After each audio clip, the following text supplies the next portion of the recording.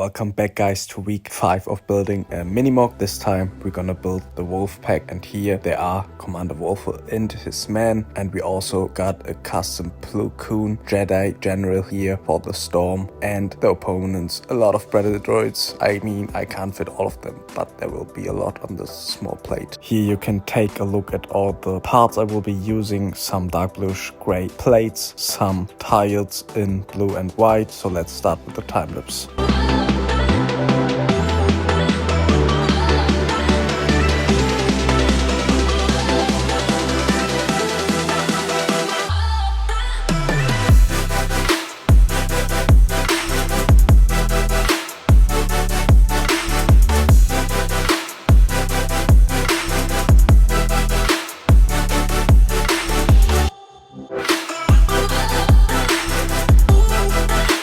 Here you can see all the minifigures I will be using for the mock. Up front we got a custom Plo Koon in a Jedi armor. To the left we got custom Commander Wolfer, and left and right we got some jetpack and normal wolf pack soldiers. Let's see how the mock will turn out.